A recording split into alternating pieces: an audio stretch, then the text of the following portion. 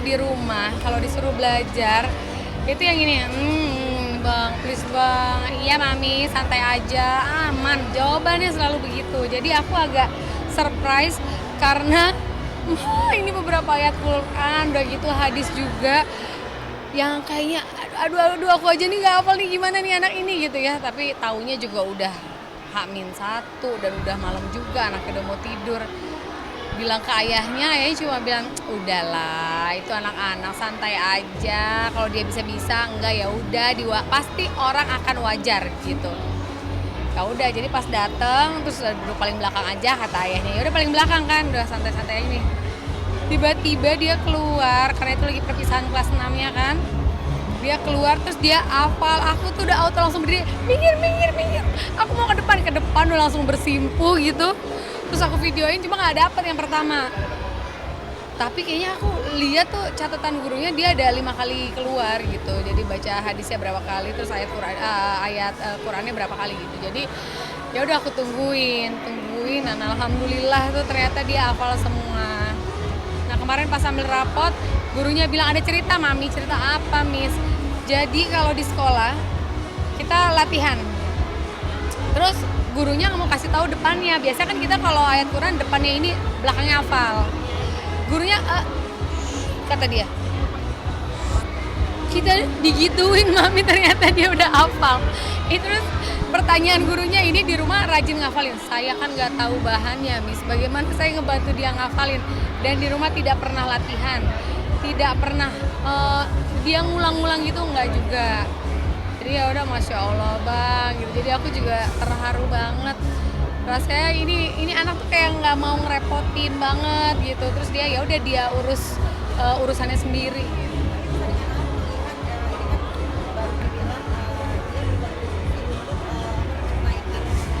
Iya.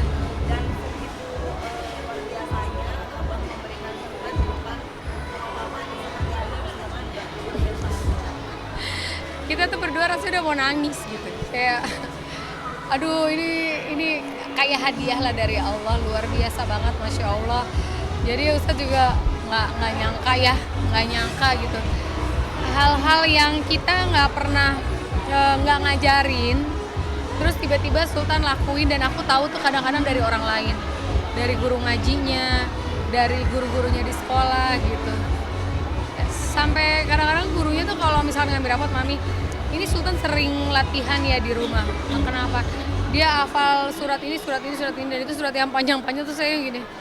Ya Allah, masya Allah, kita kayak jadi malu gitu. Aduh ini aku nggak ngajarin dia terus bisa gitu. Jadi kemarin di rumah, bang, ayo bang kita ngafalin surat Yasin bang. Nah dia lagi ngafalin nih. Aku lagi dengerin aja, jadi aku videoin karena seneng gitu, masya Allah ini anak. Semoga aja kalau diajarin kan makin lebih cepat hafalannya gitu. Aduh.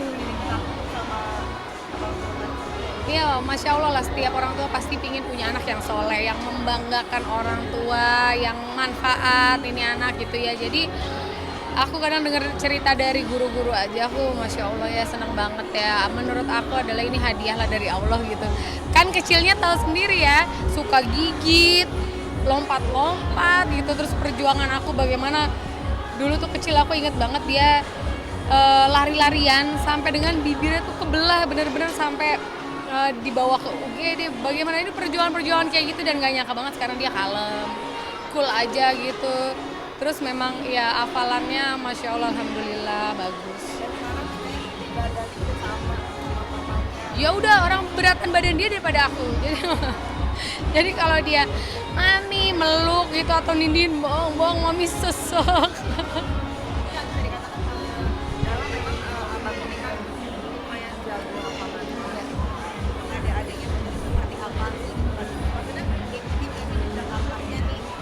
Nah inilah, setiap anak tuh kayak punya ciri khas sendiri-sendiri. Setiap anak tuh unik-unik banget.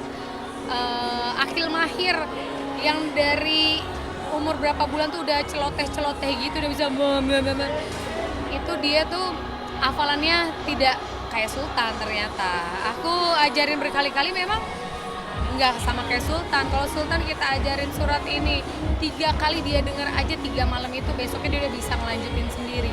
Ya anak-anak ini enggak, tapi Akil Mahir juga punya kemampuan masing-masing. Kalau Mahir tuh baca, memahami, sekarang dia udah mau Iqra 5, jadi memahami itu tuh agak lebih cepet, alhamdulillah. Terus udah gitu juga matematikanya bagus karena dia senang ikut kompetisi.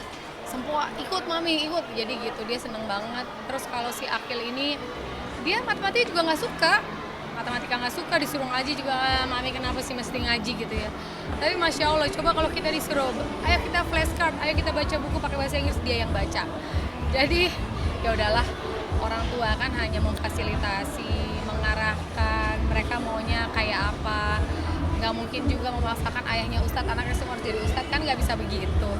Jadi ya udahlah, memfasilitasi yang terbaik, senengnya apa itu yang aku kasih ke mereka. Tapi balik lagi nih ke nanti hanya sekedar cuma mendengarin dari awalan kayak handphone misalkan. Iya.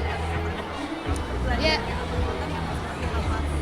Dia tuh anaknya audio banget, jadi jangan harap Sultan bisa duduk tenang dalam 1 jam terus belajar gitu. Dia nggak mau.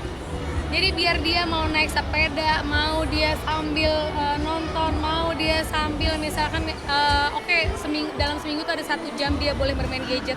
Mau dia sambil main PS gini, kita suruh, oke abang baca dia sambil baca Bismillahirrahmanirrahim, alhamdulillah. Jadi gitu. Jadi jangan harapin dia untuk ngelihat kita terus udah gitu serius, nggak bisa. Dia memang anaknya ya udah begitu gitu belajarnya. Tapi kemarin ini dipanggil dia minjem pro gitu kan. Iya, aku juga kaget. Jadi aku udah mikir kan, ini anak apa bisa, tapi kan dia dengan PD-nya pegang terus lihat ke depan. Waduh. Nggak ada yang ngajarin, tapi mungkin dia udah mulai percaya diri gitu kan. Ya ngajarin enggak, tapi mungkin kan kalau pengajian di rumah dia lihat ayahnya, dia lihat siapa gitu kan, semua pegang mie kayaknya nggak kenapa-napa gitu. Terus aku bilang ke ayahnya, dulu waktu kecil kalau aku disuruh naik panggung pasti aku agak merinding, udah gitu sebelumnya kayak yang baca-baca dulu gitu. Dia enggak, dia santai aja. Jadi dia sebelum naik ke panggung itu, dia cuma minta duduk sendirian ngeliatin jalanan. Jadi gitu, udah sesimpel itu. Kemarin ini memang disediain dari sekolah kan atau dari Oh, kostum. Jadi H-2 gurunya bilang, mami Sultan dia pernah fashion show tuh, pakai baju yang ini aja, tak lah bajunya dikasih orang lagi. Udah nggak muat soalnya, ya ini baju udah nggak ada lagi, baju tahun lalu. Nah akhirnya aku udah beli online, karena nggak dapet tuh baju koko panjang yang kancingnya semua di depan. Udahlah ini nih baju imam Arab ya kan, beliin langsung, aku potong lah bawahnya. Untung emaknya kan tukang jahit ya. Kalau ditanya cita-cita Mau dia tuh lucu banget ya Allah. Kadang dia mau jadi astronot, kadang dia mau, aku mau jadi pemilik busway. Bagaimana coba pemilik busway? Jadi kalau di sekolah itu kan banyak anak-anak yang udah gini loh, kamu mau memulai bisnis apa? Ada yang punya bisnis kerupuk pasir, dan itu tuh jadi kayak dijual-jual ke orang tua. Ada yang bikin deterjen, ada yang bikin segala macam. Nah saya tuh nanya ke Sultan, bang, kamu tuh pengen punya bisnis apa? Kita bikin yuk, kita jualin di online, iseng-iseng. Misalkan bang, telur asin itu enak, atau kamu mau bikin kerupuk emping atau apa, tapi harus kamu yang ngejalanin ya gitu, kayak gitu-gitu. Enggak, kata dia. Terus maunya apa?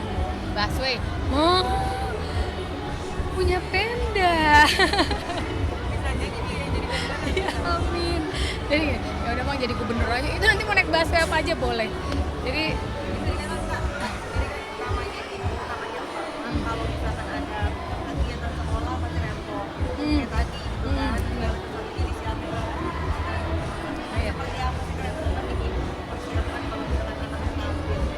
iya, sebenarnya aku nih karena anaknya laki tiga-tiganya, terus mereka kalau di rumah tuh nggak bisa diem banget, jadi nggak bisa diem itu pakai banget. Kalau diajak ngomong cuma gini, aman mami. Itu tiga-tiganya Jadi kita nggak tahu apa yang harus dilakuin gitu kan. Dan kalau ayahnya bisa tenang aja lah anak-anak gitu. Dia nggak terlalu well prepare kecuali gurunya nelfon butuh apa. Tapi kalau kerepotan di 3 anak itu pastinya dari abis subuh aku tuh udah warawiri ngerapihin Sultan dulu. Sultan makan bawaannya mana segala macam. Dia masuk mobil, dia pergi, langsung lanjut ke adiknya. Ya itu kurang lebih sampai jam 9 baru bisa istirahat gitu.